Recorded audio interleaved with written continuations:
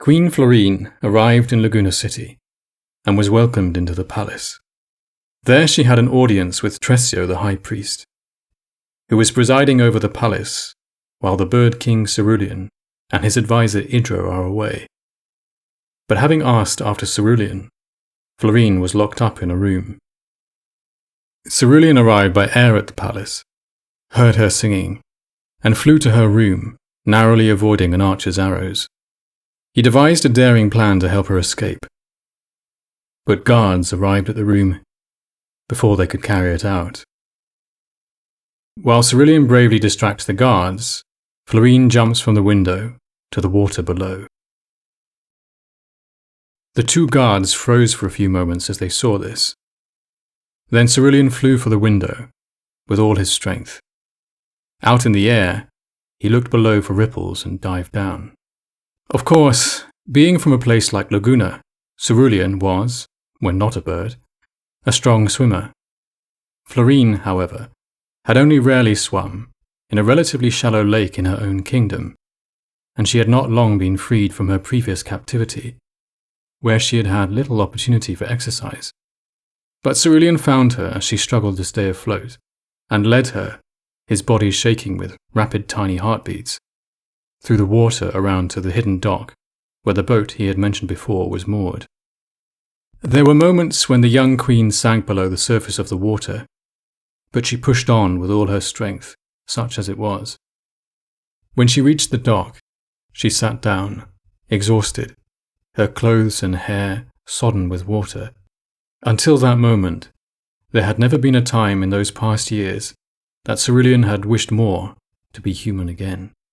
Between this feeling, the tension of the pursuit that may well catch up with them to the dock, though it was, officially at least, not known by most in the palace, and his inclination towards chivalry, the Bird King was almost overwhelmed by emotion and excitement. Soon enough, Florine got to her feet and stepped into the boat. Cerulean landed on one of her knees, and she stroked him gently. He explained how to get the boat moving and where they should go. The crystal that powered the boat was extremely rare and valuable, but a large amount of its power could be used to move the boat much faster than the majority of conventional vessels in use in the kingdom. So the little enchanted boat sped from the hidden dock towards a secluded bay. Cerulean guided Florine to take the boat to an arch, carved by waves, below which was another hidden dock, with a deep blue door, with a gilt pattern set into the cliffside. Within the pattern were hidden switches, which, when activated in the correct order, released the door's locks. Inside was a chamber, similar to those in the palace, and there was a store of dried fruits and preserved fish and other supplies, including a few replacement crystals for the boat. Cerulean said that it should be safe to stay there until the following morning. He showed Florine where she could find towels and a change of clothes. While she was drying off, he flew from the still-open door to survey the area. It was a little before sunset. There were no signs of boats heading in their direction. Nevertheless, it would probably be unwise to take the boat back past Laguna City the following morning. But Cerulean knew that they could continue along the coast and go down the Wingsnake River, then find a carriage in the land of Cal that could take them to Alni. It was a longer route than the one Florine had taken, but it would be a fairly short flight from Cal to inform Idro, then return to travel with her in the carriage. So, in the morning they had breakfast, took some supplies for the journey, and embarked in the boat. To be less conspicuous, they didn't use much of the crystal's power, and went at a slower pace. For Florine, the beautiful surroundings and the company of Cerulean put her at ease.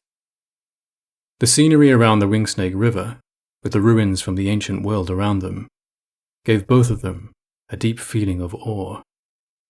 And so, despite going at a fairly slow pace, the time passed easily, and soon they approached the riverside dock of one of the several towns in Cal. Unlike Laguna and Alni, which had a single large city surrounded by smaller farms and a few villages, the people of Cal were divided into multiple clans with their own smallish fortress-like towns, many of these along the Wing Snake or its tributaries. Neither Florine nor Cerulean had been to the region before, but they decided to dock at a well-kept fortress town. The Cal people were known for their honesty and self-reliance, and according to the education they had both received, a well-maintained town was a sign that the clan's leadership was trustworthy. As such, as they were helped ashore by a Calsman, Florine told him her identity, showing her signet. The man nodded respectfully, though much less than the deep bows that were the custom with royalty in many of the other kingdoms. He introduced himself as Madon, and led the way to the chief's quarters with Cerulean sitting on Florine's right shoulder. The rule of thumb concerning town upkeep and honourable chiefs appeared to hold true. The chief, like Madon, nodded only slightly as he greeted Florine and her bird, but said, quite directly, when he heard her request for their hospitality for a few days, and after that for a carriage, that he would provide both services to her at no cost. This too was a quirk of Cal culture. There would be an expectation of a payment at some point in the future, though never in coin, as they had little use for it, but to offer a service free of charge up front was a way of showing respect, that they considered you honourable. He also arranged a meal for the queen, and good suet and fruits for her bird. The following morning, Cerulean set off for his flight to Alni. The window of Idro's room in Alni Palace was open. The magician was sitting at the desk in the room, reading. When his king alighted on the desk, he bowed his head and welcomed him. Cerulean explained what had happened in Laguna. He was unsure of the precise circumstances, save that Tressio had betrayed them. Cerulean asked after Mina, and Idro said that she was staying in her room much of the time, but gossip had spread about the beautiful young assistant to the magician from Laguna. Idro prepared some food for Cerulean. Then, after resting a little, the bird king flew from the window back to Cal.